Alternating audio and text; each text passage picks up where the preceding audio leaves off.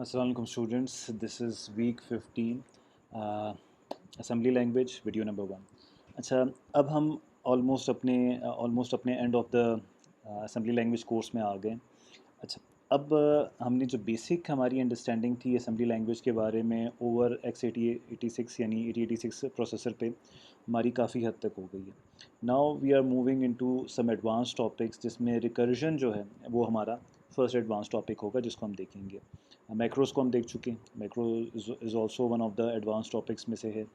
अभी हमने इसमें कुछ इंटरप्ट्स के बारे में देखना है, फिर हमने in the and in line assembly के बारे में भी देखना है। लेकिन आज का जो हमारा लेक्चर है इसका जो फोकस होगा that will be on recursive procedure. Recursive procedure आपने बाकी जो हमारे पास लैंग्वेजेस हैं, हाई लेवल लैंग्वेजेस हैं, उसमें आपने देखा होगा। यहाँ पर भी हम रिकर्सिव प्रोसीजर्स को या रिकर्सिव फंक्शंस को या इन जनरल वे हमारे पास जितने भी रिकर्सिव एल्गोरिदम्स होते हैं उनको हम यहाँ पर इम्प्लीमेंट करके देखेंगे। तो हम स्टार्ट करते हैं पहले कि रिकर्सिव एल्गोरिदम्स होते क्या हैं। लेकिन उससे पहले एक चीज़ आपको मैं बता दूं कि प्रोसीजर्स हम पढ़ चुके हैं। प्रोसीजर इस लेक्चर को पढ़ने से पहले it will be a good advice कि आप लोग प्रोसीजर का जो हमारी वीडियोस हैं उनको एक दफ़ा देख के आ जाएं, ताकि जब हम प्रोसीजर्स को इस्तेमाल करें तो आपको कोई डिफ़िकल्टी ना हो। तो हम यहाँ पर जब हम करेंगे इम्प्लीमेंटेशन तो हम रिकर्सिव प्रोसीजर्स की इम्प्लीमेंटेशन भी देखेंगे। तो ये हमारे पास आउटलाइन है, इसमें हमने ये चीज़ें कुछ देखनी है। अभी हम ज़रा देखते हैं कि हमारे पास रिकर्शन या रिकर्सिव प्रोसीजर्स होते कैसे। जैसे प्रोसीजर के बारे में मैंने आपको पहले भी बताया था it is just like independent program, और इंडिपेंडेंट प्रोग्राम होते हैं और आप इनको इस्तेमाल कर सकते हैं अपने मेन के प्रोसीजर में। ठीक है, आप इन्हें कॉल कर सकते हैं, और जब आपके पास एक प्रोसीजर पे आपका एग्जीक्यूशन चली जाती है, वहाँ से रिटर्न के लिए आपने अपना रिटर्न एड्रेस सेव किया होता है, और फिर आपके पास रिटर्न एक की रिज़र्व वर्ड होता है जो वापस आपको लेके जाता है जहाँ से आपने कॉल किया होता है उसकी नेक्स्ट लाइन पे। तो प्रोसीजर बेसिकली कॉल और रिटर्न वाली चीज़ आपको याद होनी चाहिए। अब रिकर्सिव प्रोसीजर्स होते क्या हैं? अच्छा,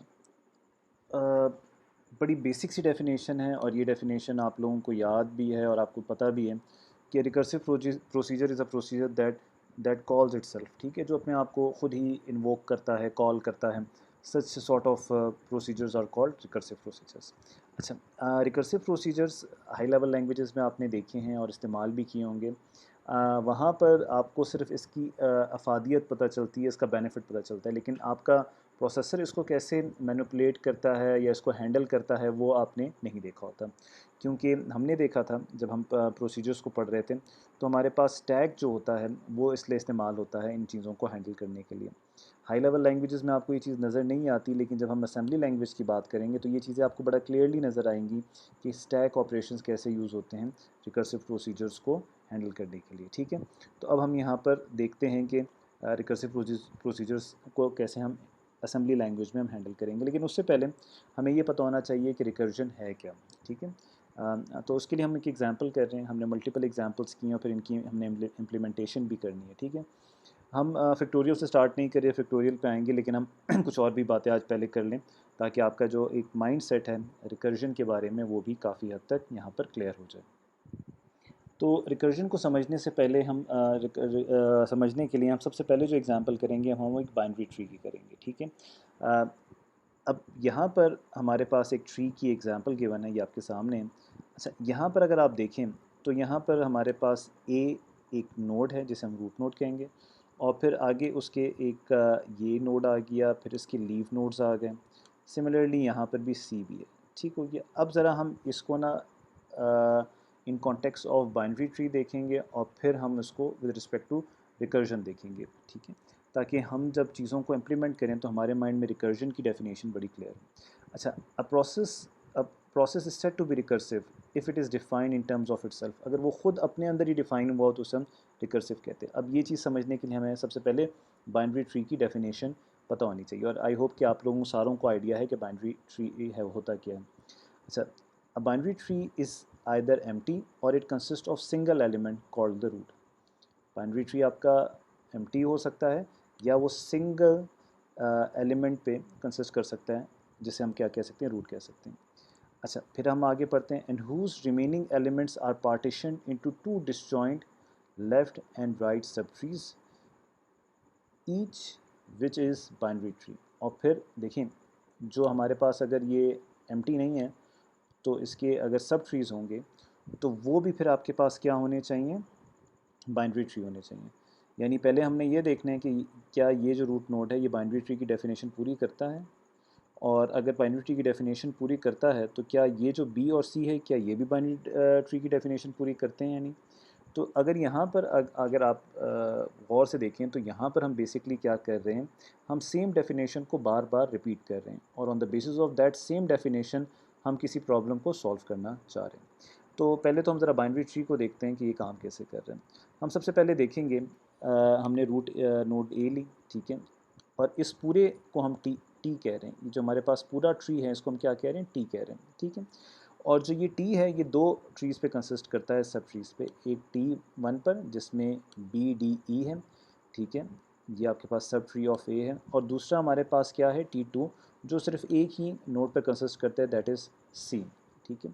हमने अब ये देखना है कि क्या हमारे पास जो बाइनरी ट्री की डेफिनेशन है जो अभी थोड़ी देर पहले हमने पढ़ी है, क्या उसके मुताबिक ये जो हमारे पास एक एग्जांपल है क्या ये बाइनरी ट्री है नहीं। सबसे पहले हम क्या करते हैं, हमें पहले तो ये पता चल गया कि ए जो है ना उस पर हम डेफिनेशन अप्लाई करते हैं। A binary tree is either empty और consist of a single element called the root, ठीक है। अब एम्प्टी तो नहीं है लेकिन ये सिंगल एलिमेंट है, तो यानी ए से हमें समझ आ रही है कि हम बाइनरी ट्री की तरफ जाने लगे।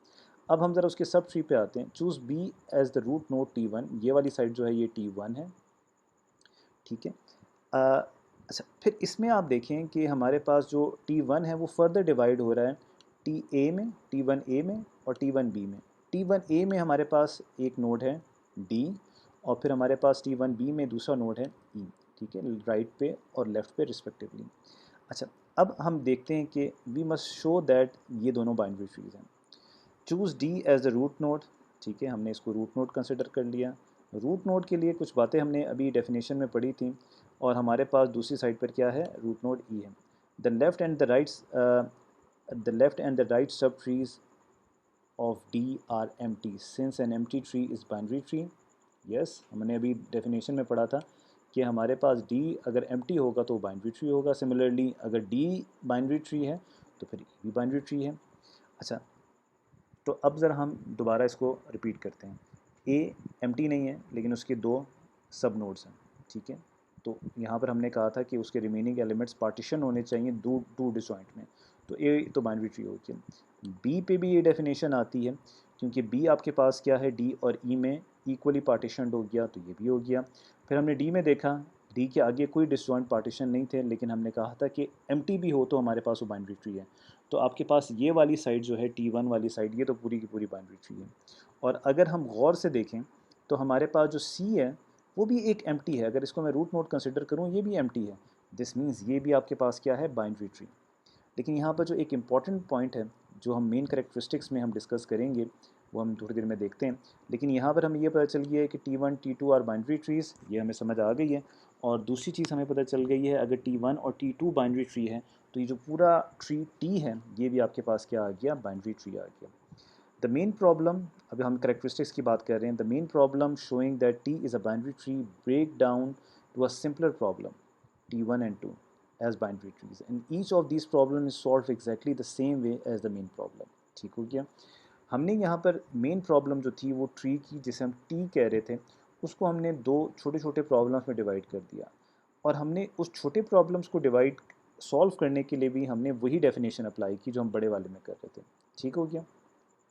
दूसरी मेन कैरेक्टरिस्टिक क्या है, there must be an escape case that lets the recursion terminate. अच्छा, पहले तो हमारी प्रॉपर्टी क्या आ गई, पहली प्रॉपर्टी ये थी कि हमने बड़े प्रॉब्लम को छोटे प्रॉब्लम में डिवाइड किया, और जैसे हम बड़े प्रॉब्लम को सॉल्व करना चाह रहे थे वैसे हमने छोटे प्रॉब्लम्स को भी सॉल्व करना है based on the same definition. ये तो हमने देखा भी। दूसरे में हमने ये कहा है कि हमारे पास ये हम प्रॉब्लम्स को कहाँ तक ब्रेक करते जाएं, कहीं ना कहीं तो हमारे पास कोई एस्केप केस होना चाहिए, टर्मिनेशन कंडीशन होनी चाहिए। बाइनरी ट्री में हमारे पास एस्केप केस क्या है कि हमारे पास एम्प्टी ट्री आ गया, यानी अगर हम एम्प्टी है तो उससे आगे हम नहीं जा रहे, ठीक है। तो ये हमारे पास एक टर्मिनेशन कंडीशन आ गई। And the third and the last point is once a sub problem has been solve, जैसे हमने T1 को सॉल्व किया work proceed, next step and original problem is solve. तो हमने यहाँ देखा कि अगर हमारे पास स्मॉलर प्रॉब्लम सॉल्व होते जा रहे हैं तो फिर हम उसको ऊपर ले जाते बड़े जो मेन प्रॉब्लम है उसको भी हम सॉल्व कर लेंगे। तो ये आपके पास क्या है, ये रिकर्सिव प्रोसीजर है। ये आपके पास क्या है, ये रिकर्जन है कि हमने बड़ी प्रॉब्लम को स्मॉलर प्रॉब्लम में डिवाइड किया, ठीक है, और जैसे हम बड़ी प्रॉब्लम को सॉल्व कर रहे थे उसमें जितनी भी हमारे पास सब प्रॉब्लम्स थी हमने उसी डेफिनेशन पे उन्हें सॉल्व किया। फिर हम कहाँ तक उसको ब्रेक डाउन करते जाएं, हमारे पास एक स्केप केस होना चाहिए, और अगर हमारी छोटी प्रॉब्लम सॉल्व हो रही हैं उसी डेफिनेशन से तो हमारे पास अल्टीमेटली जो मेन प्रॉब्लम है वो भी हमारे पास सॉल्व हो जाएगी। तो ऐसे हमारे पास इस किस्म की चीज़ को हम क्या कहते हैं, इस किस्म की कैरेक्टरिस्टिक जो होल्ड करते हैं उन्हें हम क्या कहते हैं, रिकर्सिव एल्गोरिदम्स, या इसको हम अगर प्रोग्रामिंग की टर्मिनोलॉजी में बात करें तो हम के रिकर्सिव फंक्शंस भी कह सकते हैं या रिकर्सिव प्रोसीजर्स भी कह सकते हैं। ओके स्टूडेंट्स, यहाँ पर हम अपनी पहली फर्स्ट वीडियो जो है वीक 15 की यहाँ पर एंड करते हैं। नेक्स्ट वीडियो से हम एक और एग्जांपल देखेंगे और रिकर्जन को बेहतर तरीके से समझने की कोशिश करेंगे। Thank you.